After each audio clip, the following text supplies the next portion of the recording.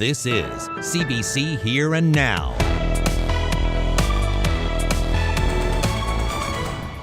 Playing the waiting game, find out how this year's crab prices are affecting harvesters coming up on Here and Now. We have a smaller population, but we have excellent athletes in this province, and it all comes from the dedicated coaches, the volunteers, the programs, the funding and stuff that's been put into it, and I think it's just going to keep getting better.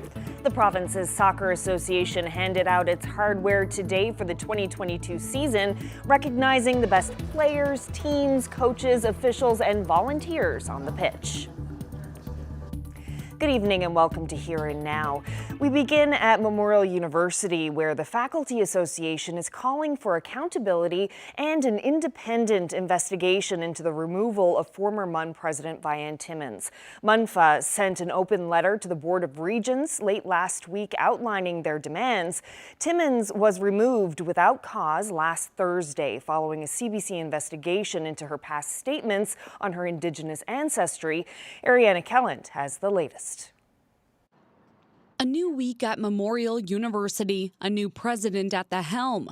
But Josh Leposki says some things, like how the university is governed, is the same. And that's the problem. There needs to be an independent investigation because, this debacle has really led to major reputational damage to the institution. An investigation into Vian Timmins' past statements on her Indigenous ancestry and how presidents get their jobs to begin with.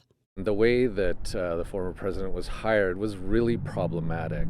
The university spent nearly $150,000 on a private consultant to help select the next president. Then, in late 2019, Leposki says members of MUN's other governing body, the Senate, were given 24 hours notice that an announcement was coming on potential presidential candidates. Members of Senate were then brought into that meeting and essentially presented former President Timmins as the sole candidate. In the wake of CBC's story on Timmins and her past comments on her Indigenous heritage, the university vowed to make Indigenous-led decisions. But how they decided to remove Timmins, what led up to it, and what comes next remains a mystery. The faculty union sent an open letter to the Board of Regents last week, and so far it has been met with a wall of silence. CBC asked to speak with new President Neil Bose and with the Board of Regents. Instead, we were told to submit questions, which we did, but the university didn't answer. Instead, they sent a statement saying that the Board of Regents is focusing on supporting Dr. Bose in his new role and that Bose will address concerns of faculty and students in the coming weeks. Ariana Kelland, CBC News, St. John's. Staying with news from MUN, the Royal Newfoundland Constabulary is responding to a CBC Investigates story we brought you last week. A student says the university's sexual harassment office cautioned her about reporting an alleged assault to police. She says she was told it would be more civil if she didn't report it. Now the RNC is speaking out to encourage any survivor of sexual violence to come forward, and the RNC also wants survivors to know about their options. Constable James Cadigan says survivors can get a sexual assault examination in St. John's without having to report what happened until they're ready. The evidence is kept indefinitely. Cadigan says survivors can also report anonymously. Third-party reporting, which would be done through a community organization who would take the information from the survivor and forward it to the police anonymously. Not launching an investigation, but ensuring that the police have the information to better protect the community as a whole. And at such a time, a survivor, if they wish to move forward with an investigation, then we have the information already. Well, Newfoundland and Labrador's crab fishery is in limbo. Last week, an independent panel set crab prices at $2.20 a pound. Harvesters say that price is too low and their livelihoods have been thrown into chaos. Here and Now's Daryl Roberts reports. The crab fishery opened yesterday, but these boats haven't left the dock. We're just getting ready now and playing the waiting game, I guess. Chad Waterman is one of thousands of crab harvesters refusing to go out on the water after a government-appointed panel set the price of crab at $2.20 a pound. He says inflation and the cost of fuel, bait, and maintenance has made that price unrealistic. It's not feasible for us to be able to fish as there's no way to do it for $2.20 a pound with the cost of everything else now, and it's, and so we had a meeting on Saturday, and we agreed for everybody to tie on and wait it out a week or 2 weeks or 3 weeks, whatever it takes, to see if we can get a better price. At the beginning of last season, the price of crab was nearly $8 a pound, but then demand for crab plummeted, and last month, the fisheries union and plant owners failed to agree on a price for the season. That meant both sides had to recommend a price to a government-appointed panel, which ultimately sided with the plant owners. The executive director of an association representing inshore fish harvesters says the price-setting process is flawed. The other question that needs to be asked here is, how did we get to $2.20? And this whole panel system of fish pricing, where you pick one price, the FFAW price of $3.10 in this case, or the ASP price, which is what the panel did, of $2.20. But this panel system where you pick one price or the other and nowhere in between, it doesn't work. Because of the market. The president of the fisheries union says that drop in demand is impacting his members the most. It needs to be addressed. It can be addressed. We can't bear the burden of everything is wrong with that market. There has to be some equality here, and there has to be another price. Priddy says he plans to take his members' case to Premier Andrew Furey, and as of now, the crab fishery is effectively shut down. This is an economic bombshell. I've said it several times. There's thousands, tens of thousands of people without income because of this. We could have people in this province out of work and going on bankruptcies and welfare rolls because of that price. The Association of Seafood Producers declined an interview. For now, these fishermen are waiting for word from their union, and until that happens, they say their boats are staying tied up. Daryl Roberts, CBC News, St. John's.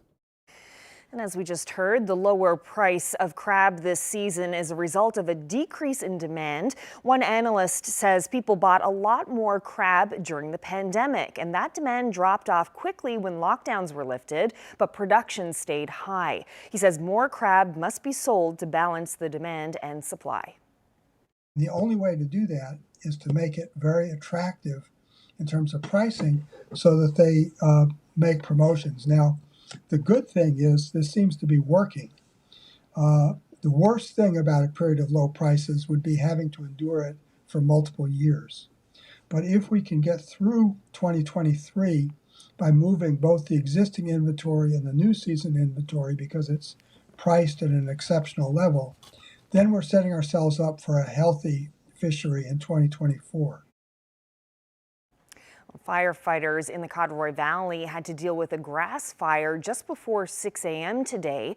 The area's fire chief says this is the 5th fire in the past week. The chief says people think that burning grass will kill weeds or help the soil, but he says the opposite is the case.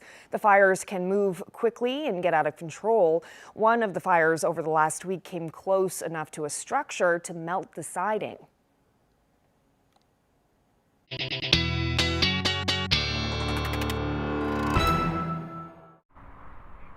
And that grass fire, a good reminder that forest fire season is near us, especially with the temperatures today. It felt very much like spring out there across a good chunk of the province. In fact, even up across parts of Labrador as well. Let's take a look at what's going on and why we're seeing this warm air that no one, I can tell you, is complaining about. We do have an area of low pressure though, just to the west of us, but for the most part, we're actually under generally high pressure. There is an area of low pressure just to the south of us at the moment. That is why we're starting to see some of this high cloud move in, and that will pretty much be the story as we head through the night tonight. That area of low pressure should skirt south of us. Now, take a look at these daytime highs. 11 degrees in St. John's, 15 in Corner Brook. That was the hot spot across the province, and then those temperatures even in southeastern Labrador sitting somewhere between 11 and 12 degrees. Now we are in for a little bit of a cool down as we head through the day tomorrow. For some areas we'll likely still reach mid-single digits,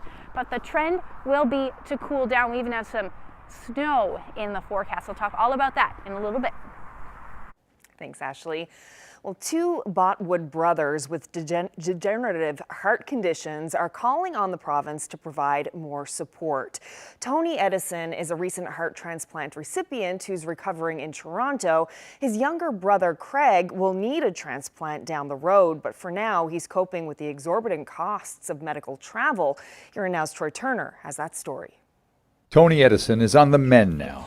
He's recovering in Toronto with a new heart. I was actually scared to death of what was going to happen next.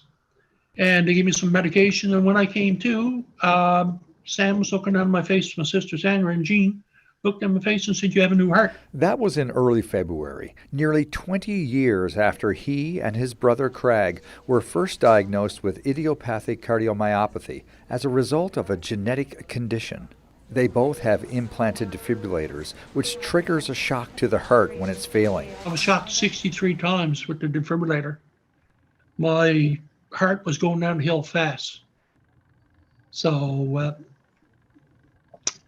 basically brought to the point that was the only thing that was keeping me alive. It's not easy on my spouse because every day living with this gene, she's going through pretty well the same thing that I'm going through. Like she don't know if she wakes up in the morning that I'm going to be still, alive, or, if I passed away or whatever. The brothers are having other issues beyond their failing hearts.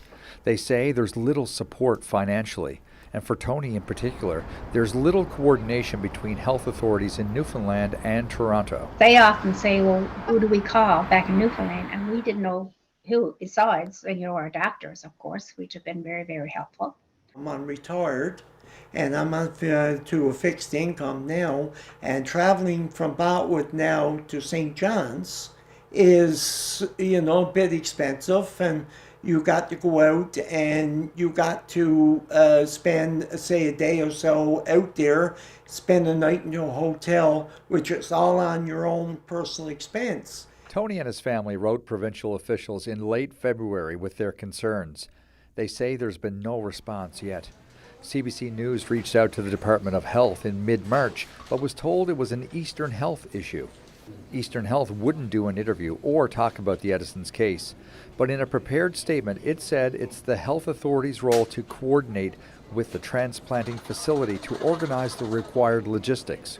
Quote, "This is a structured process that varies depending on the patient's clinical needs. In most cases, Newfoundland and Labrador patients have their heart transplant at the University of Ottawa Heart Institute."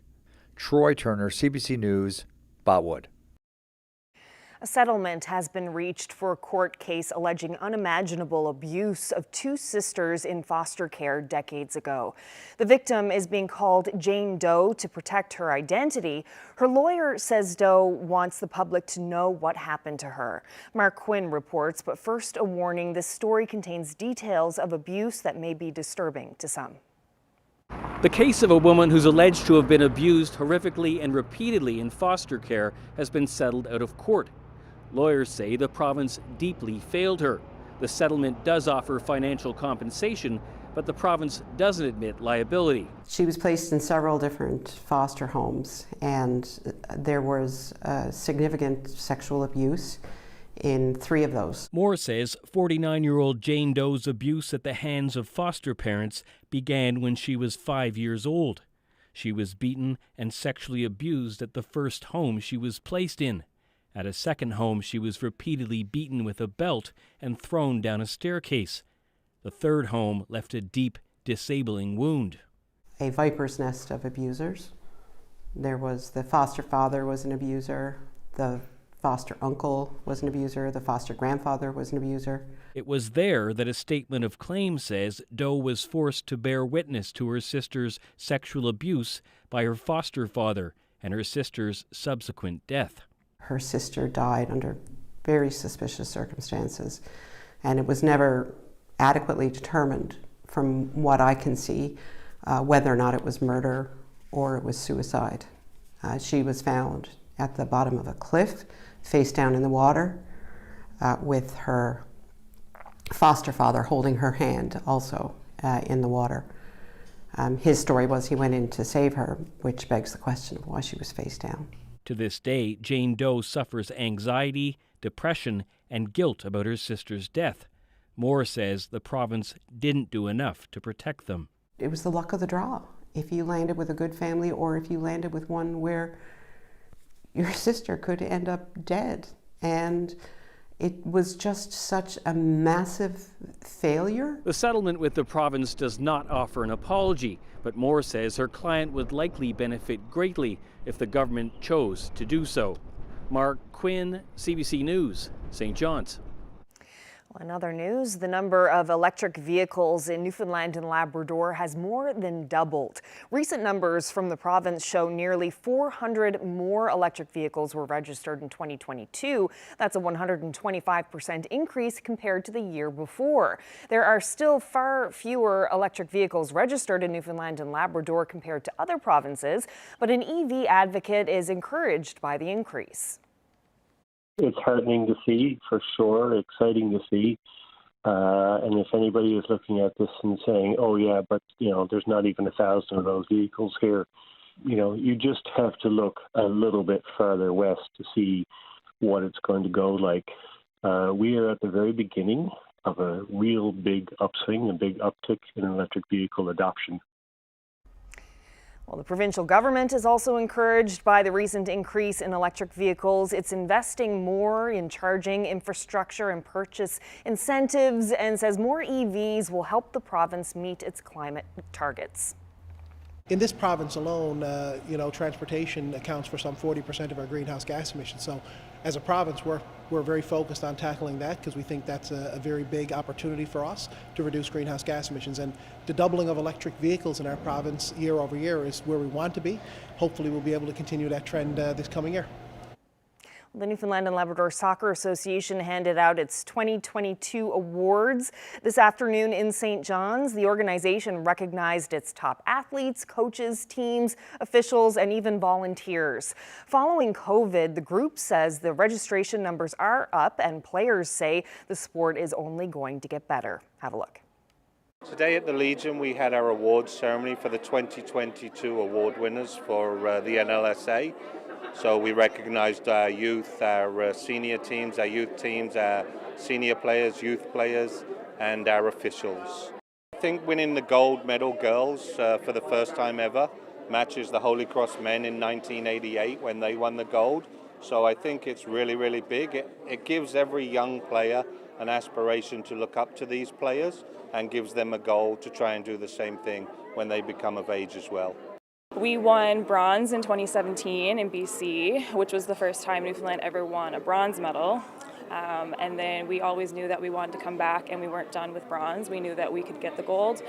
And we came back in 2023. This is our first nationals back since COVID. So we have been waiting for this for 2 years to get back. And we showed up and we got it done, and we were the first ever team to win gold for Newfoundland. Oh, it was so surreal. It was like a dream come true, and doing it with all of the girls and our coach Jake, it was just like an incredible feeling. My teammates and I, we really strived in the PYL league, and they did it without me when I was at Canada Games, and I'd come back and help them out, and we really went far with that tournament and went to nationals, first time in club's history, and great accomplishment. When I was younger and started playing provincial program when I was 13, often bigger provinces like Ontario, BC, they looked at Newfoundland as a small island who showed up to nationals but could never win.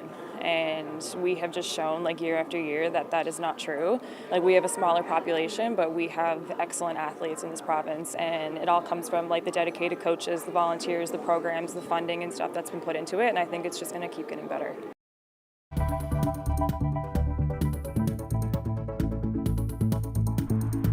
Well, it certainly felt like spring today, but is it here to stay or just for a little visit? We'll talk all about it coming up.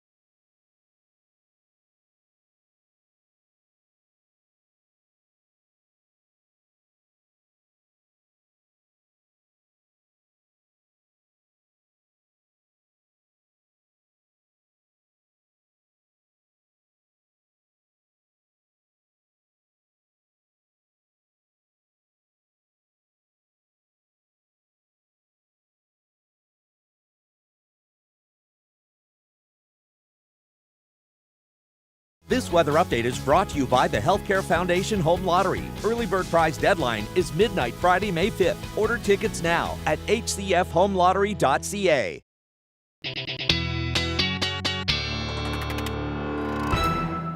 Well, Ashley, what a day out there today. I felt like the weather was a very popular topic of conversation for people today. Seems to have put a lot of people in a really good mood. Yeah, I mentioned it as I was walking in the door today. I said the first day of spring that is beautiful and sunny should be a holiday, kind of just like the regatta. But unfortunately, that isn't going to happen. But if you had the chance to enjoy today, I'm glad you did, because things are going to change as we head through at least the next 24 hours and then really for the rest of the week. Let's take a look at what the rest of the North America looked like today. Temperatures very much spring-like. In fact, 17 degrees today in Montreal, 18 in Halifax. But we did see some of that warmth, at least about 11 degrees in St. John's. We zoom in a little bit just to see how warm it was. About 15 degrees in Corner Brook this afternoon. Now, temperatures in that onshore flow along the south coast were cool, only about 5 degrees in Port aux Basques today, and the same in Cape Race. Up across Labrador, nice warm temperatures as well. Mary's Harbour at 12 degrees today, and tied that in Happy Valley Goose Bay as well. Taking a look at what's going on right now, we do have an area of low pressure just to the south. That is bringing some of this high cloud with it, and then an area of low pressure just to the west, which is going to bring, it's going to be our weather maker. We'll see some showers and even the potential for some freezing rain for parts of the southeast coast and northern peninsula as we head through the night tonight. Temperatures right now still, they're starting to drop a little bit, but still a beautiful evening. 8 degrees in St. John's. That wind, though, making it feel a bit cooler than that. And then about 12 degrees in Lassie. What a beautiful evening. And still 10 degrees in Happy Valley Goose Bay. But those temperatures are going to drop as we head through the night tonight. Thanks to clear skies today, we can see some of where that cloud cover is across the province. We can also see where that ice is, those southeasterly winds helping to push it further away from the shore, at least some of that pack ice anyway, but it is moving into the strait yet again as it pushes it from the southeast. Now, as far as what's going to happen tonight, like I said, we will see the chance of some showers and or freezing drizzle or rain as we head through the night tonight. Especially towards southeastern Labrador and the northern peninsula, and then another round moving in as we get into the morning hours as far as showers are concerned for the west coast. Otherwise, a fairly quiet night. Temperatures will dip, though, into the minus single digits. Winds generally light, so they will ease, and will stay somewhere between -2 and -5 up across Labrador. Now, into tomorrow afternoon, we'll still see, tomorrow morning, we'll see this area of low pressure move in. It will bring some showers with it. Higher elevations may pick up some wet snow as well, but with temperatures as warm as they are, this is definitely not going to stick. It might just be a little messy, especially as we head into the evening hours through central, and then eventually we'll see some showers late afternoon for the Avalon. As we head through the overnight into the early morning hours on Thursday, cooler temperatures mean we could see some wet snow, and that will be the story pretty much along the northeast coast into the afternoon hours, even for the Avalon through the day on Thursday. As far as temperatures are concerned tomorrow, so they will be a tad cooler, should hover somewhere between 8 to 9 degrees. If you are in onshore flow along the south coast, it will be a little cooler than that, so 3 to 6 will be the story for you. The winds will be out of the south around 20 kilometers per hour. Now for central, still looking at temperatures between 8 to 10 degrees, cooler towards Twillingate, only hovering around 3 degrees. And then as you head towards the west coast, that's where we'll see the majority of the rain. And then again in the higher elevations, further inland on the south coast, that's where we could see that snow. Your temperatures really only hovering between 2 and 4 degrees. Now for the northern peninsula, as well, let's skip through that and I can't go back, but for the northern peninsula, we are looking at those temperatures into the single digits as well. And then same thing for Labrador, 7 degrees in Happy Valley Goose Bay, so still above where you should be sitting this time of year, especially with some of that sunshine, but unsettled conditions expected right through the day, especially as you head towards the North Main. You'll hover somewhere around 3 degrees with either showers or some flurries. So this pattern, unfortunately, is going to stick around through the week. We're looking at the extended periods of potential for some showers and or wet snow and cooler temperatures. I'll break all of that down for you coming up. Thanks, Ashley. Well, it's a popular activity at parties in Mexico, and now one West Coast resident has turned her passion for piñatas into a business opportunity.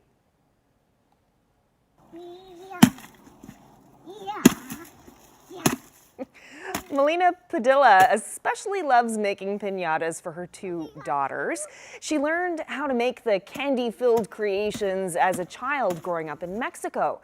Now, she moved to the province in 2012 and recently decided to start a piñata business called Piñatas by Nina. She's been selling them online and at local craft fairs and says she'd like to see more people introduce the tradition at family celebrations. Well, I didn't see enough piñatas here at the places where you buy stuff for parties, so I figured it would be nice to start making it and see what people think. They're big. They're used for every single party, birthday parties, Christmas parties, like weddings, everything that you can think of. If it's a party, there's a piñata. Emma tells me what to do. My oldest daughter, she said, well, this will be nice, it'll be cute. So I started making it. I tried to make straw blocks, baseball hats, sort of stuff like that. Popular things for kids and some stuff for adults.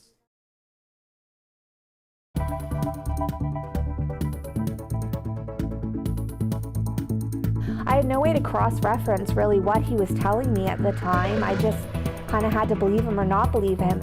Well, just ahead, meet the Ex-Wives Club, a group of women across Canada who banded together to warn others about a potentially abusive partner.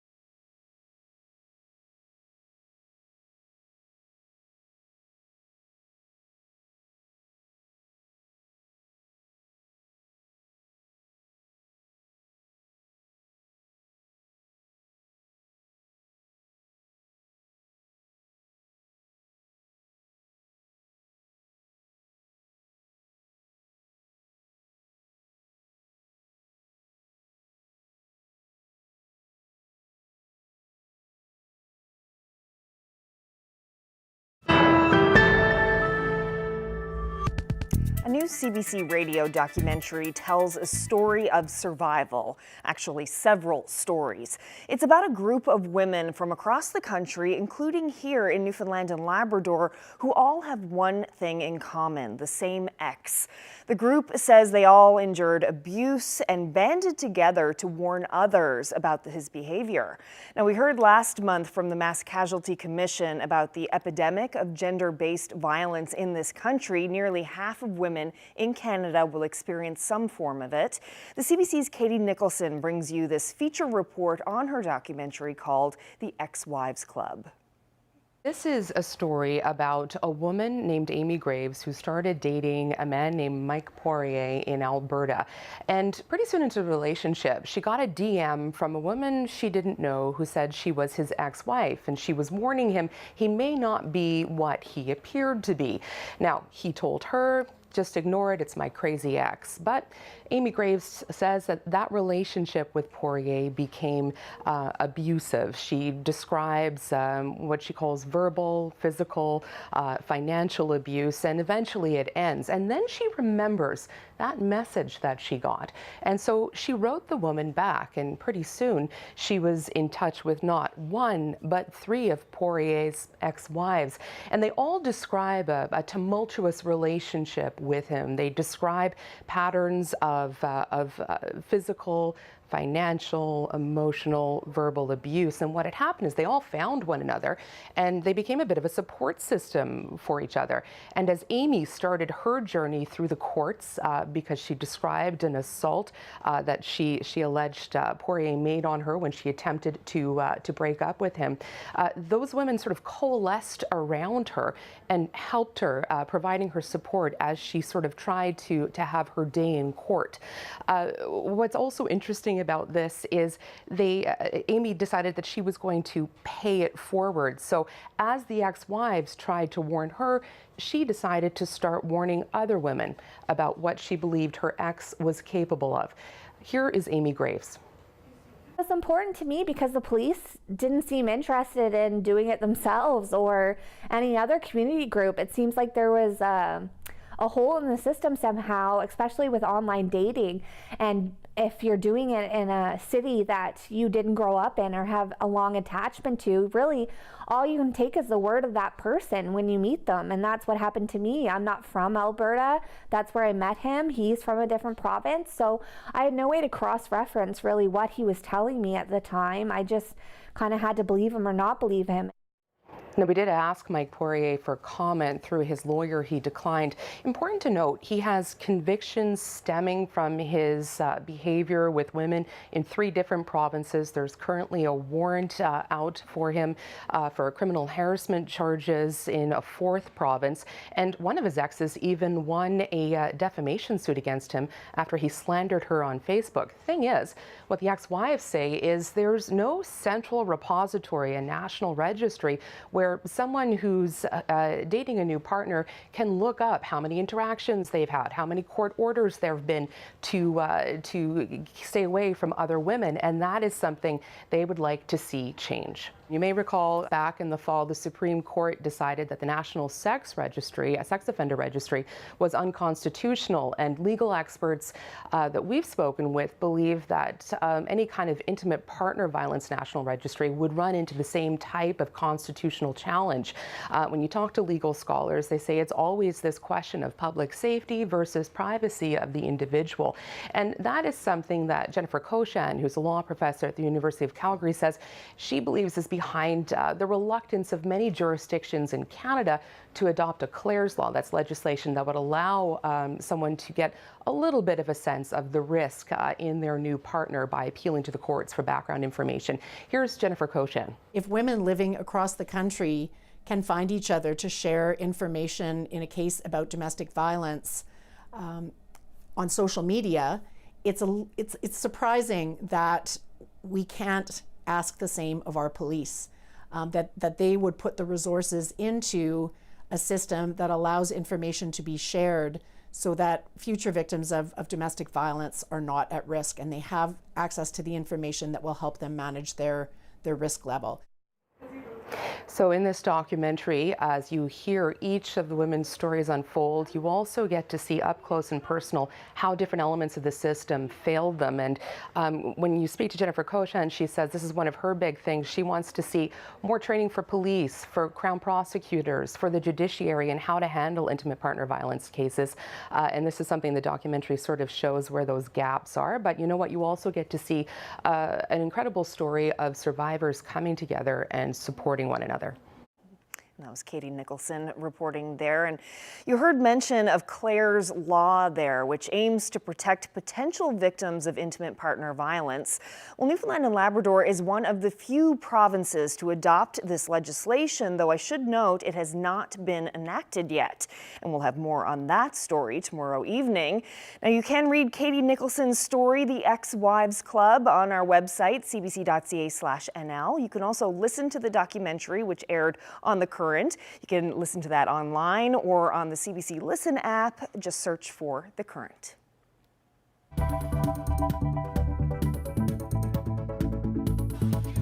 All you need is a board, a kite, and a bit of wind. Just ahead, we head to the West Coast to meet an instructor who learned how to do this in Peru and decided to swap out for snow.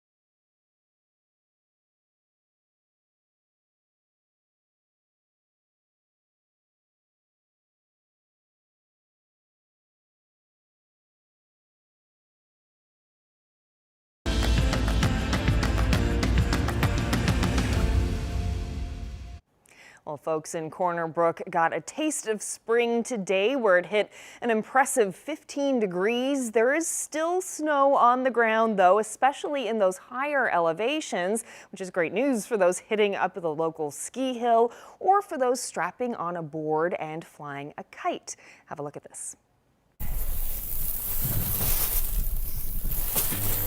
Jenna, could you grab my board, please? The board.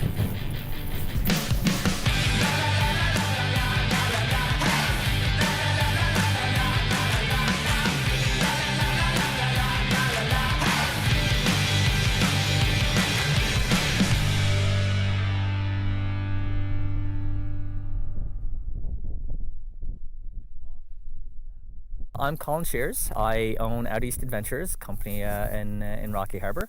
I've been pretty much on the West Coast for about 10 years now and having a great time. This entire coast is like a playground. I've been snow kiting now for about 5 or 6 years. I kite board in the winter and the summertime up in Grossmore National Park, and then in the wintertime I'm here in the park as well.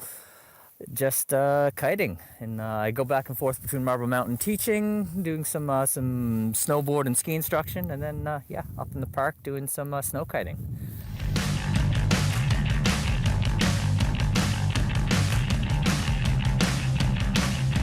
First off, I'll start with one of the most simple tools. This is an anemometer. Basically, it's a wind gauge. This is a harness. I've got a pump to blow up one of the kite, and then I've got what's called a bar, basically the control apparatus for the kite. I've got two different size kites with me. I've got a 7 meter and I've got a 12 meter. Each size kite is for different amounts of wind. I actually went to Peru for a month, and that's where I picked up kiting. I lived on a beach there in a little town called Paracas. Kite surfed every single day for about a month. And then once you can do that, snow kiting is actually a little bit easier than on the water, just because you're able to stand up on it, right? In the water, it's a little bit more difficult to stand up on. Unless you're Jesus.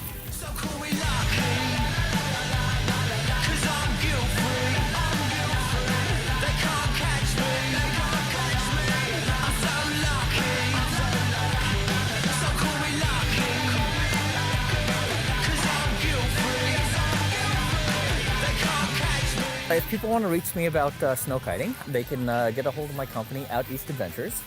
Starting next year, winter 2024, we'll be running snow kiting courses. So if you want to learn to snow kite, if you want to get into some backcountry touring or skiing, that's something that we'll be offering for next year.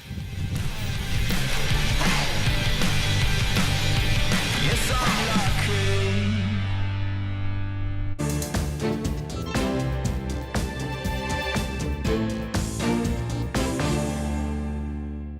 Prime Minister Justin Trudeau spent the day in Toronto in talks with Ukrainian Prime Minister Denis Shmyhal. Trudeau announced details of a new weapons shipment for Ukraine's military. We'll be sending 21,000 assault rifles, 38 machine guns, and over 2.4 million rounds of ammunition. A range of military, economic, and cultural measures were revealed to help Ukraine in its war against Russia, and as it braces for the possibility of heavy fighting this spring. Ottawa also announced new sanctions on Russia and some organizations with ties to Belarus. The Ukrainian Prime Minister thanked Canada for its support of his country since the Russian invasion.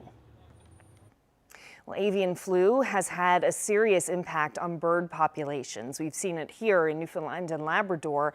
And while the disease doesn't pose a big threat to humans, vaccine researchers are working on finding something to combat it in case possible mutations widen the danger. Sam Sampson has more from Saskatchewan. You won't find leftovers here. Instead, tools for research, dealing with a creeping influenza concern. We have seen this contemporary H5N1 virus been circulating in the world, and now it seems this virus has gained ground in North America. H5N1 has killed or infected more than 7 million birds in Canada since 2021, Recently, mammals have died from it, including someone's dog in southern Ontario. It died after chewing on a dead goose earlier this month. The threat to people continues to be low. But I see the urgency of developing vaccine. That's what's going on here, developing vaccines for birds and humans. Yan Zhou's team looks for pieces of the virus that this team can test on. The Saskatoon scientists are developing a series of vaccines against different strains of bird flu in case of virus mutation. We're not only trying to prevent the next human pandemic, but also pandemic in our agricultural species. At this point, Alison Kelvin says Canada's poultry industry is most at risk, which translates into economic worries. When one bird on a farm gets H5N1, the entire population may have to be culled. So the devastation it's twofold. It's one, the amount of the death and destruction that you're confronted with in the barns, and then there's the reality of you got to clean this mess up. Jelmer Wiersma says a vaccine preventing that experience would be great, but the challenge is finding the right combo. If it was in a method that didn't get the birds sick, we were still allowed to export, it has to tick all the right boxes. The Canadian Food Inspection Agency says it's developing vaccine policies with the poultry industry right now. Health Canada says it has contracts with manufacturers to quickly secure lots of human vaccines, should that be necessary. Sam Sampson, CBC News, Saskatoon. Britain's hospitals have been plunged into chaos after thousands of doctors walked off the job today in a bitter pay dispute.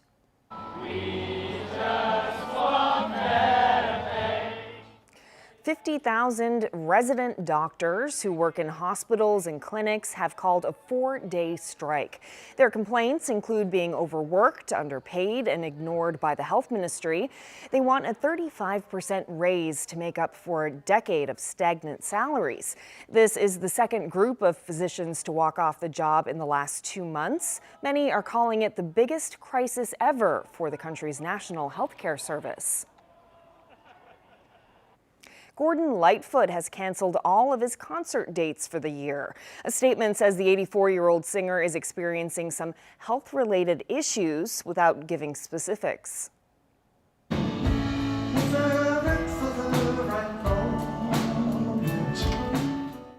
He was slated to play more than a dozen shows in the U.S. and Canada beginning this month. It's unclear when or if those dates will be rescheduled.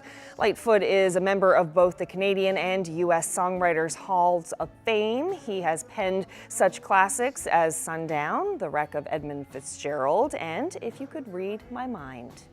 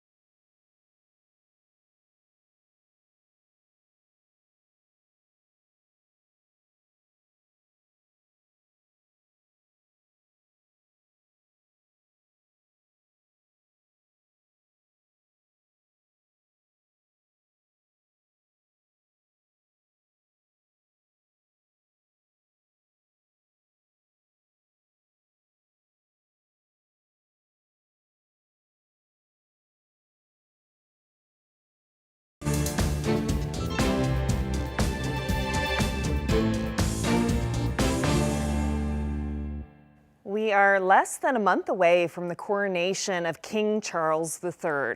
Buckingham Palace has released new information about the May 6th service, including details on the crown jewels, the carriages, and the procession routes to and from Westminster Abbey. CBC's Dominic Velitis has the details from London.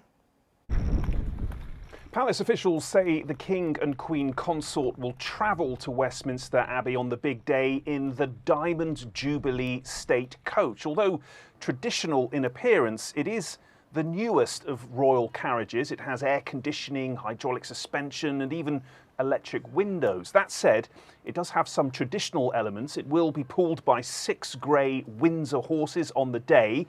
And although made of aluminium, it has pieces of wood from historic buildings and ships built into it. So bits of HMS Victory and the Mary Rose are in there. Pieces of wood too from Balmoral Castle and Canterbury Cathedral.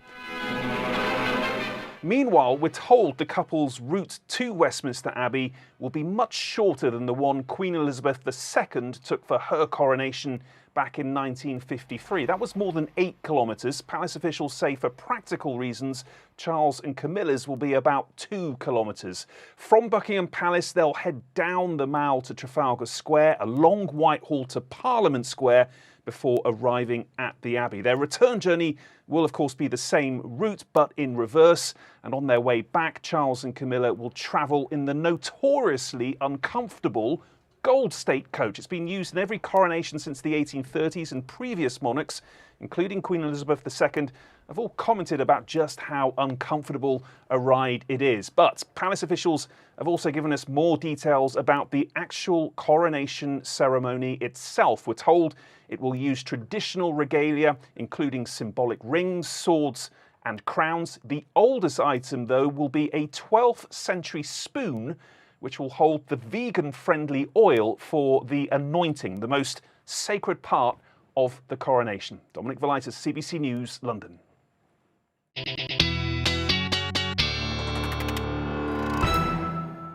Well, Ashley, just a gorgeous night to be outdoors, although it seems like the temperature is dropping just a little bit out there. How are you feeling out there now? Yeah, getting a little chilly. I just warmed up in the van over there. Probably a bad idea. But yes, temperatures are starting to drop, but it is still an absolutely beautiful night out here. And as we head through the next couple of days, unfortunately, it is going to stay unsettled. So we'll say goodbye to the sunshine for a little bit, but let's take a look at what's going to happen as we head into Wednesday evening and Thursday morning. So still looking at the chance of showers pretty much across the board. Higher elevations, further inland, may even see some wet snow with this, especially as those temperatures dip overnight and into Thursday morning. The trend should be a clearing one though across the island as we head through the day on Thursday. And up across Labrador, those temperatures will be chilly, but we're still looking at that potential for some flurries pretty much right through the day. Now, those chilly temperatures will be mainly for the west. Happy Valley Goose Bay should still be above zero, though, at +5. And across the island, we're looking at those temperatures somewhere between 3 and about 9 degrees through the afternoon on Thursday. There should be some peaks of sun, like I said, especially as we head through the last half of the day. As we head into Thursday evening, Friday morning, still looking at unsettled conditions, another round of potentially wet snow, especially in the higher elevations, and then some showers possible for eastern Newfoundland and along the south coast of the island, pretty much as we head through the day on Friday.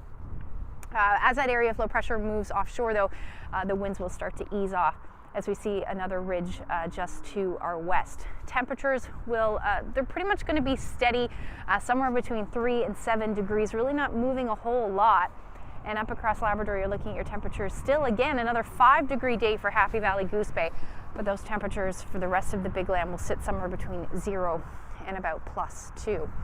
Now, the long-range forecast is looking like we should stay above 0, hovering around there and maybe a degree below through the overnight periods. But overall, these temperatures are right around where we should be sitting this time of year, within a couple of degrees.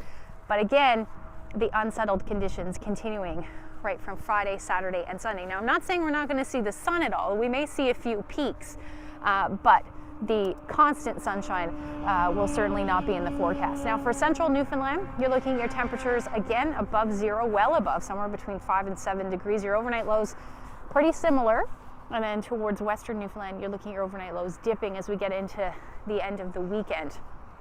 But overall, unsettled conditions. At this point, Sunday for Central looks cloudy, and for western Newfoundland, looking like we should actually see some sunshine, so hopefully that sticks.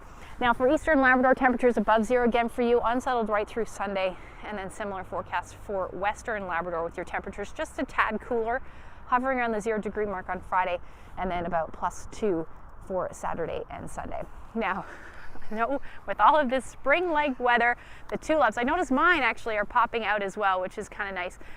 But here we go, tulips peeking through. Denise sent us this great shot. And if you have any weather photos, send them to Facebook, Twitter. The best place, though, is nlphotos@cbc.ca. Oh, I love to see that. It makes me want to get my gardening gloves out. I can't wait to plant some seeds and watch things grow this summer. Thanks so much, Ashley. It was great to see you out in the sunshine. The days are certainly getting longer out there, but that about does it for us tonight. Thank you so much for joining us. Hope you can tune in tomorrow. We'll have reaction to tonight's story about intimate partner violence, as well as more on the Muskrat Falls milestone that was reached this weekend. Hope you can join us tomorrow. Good night.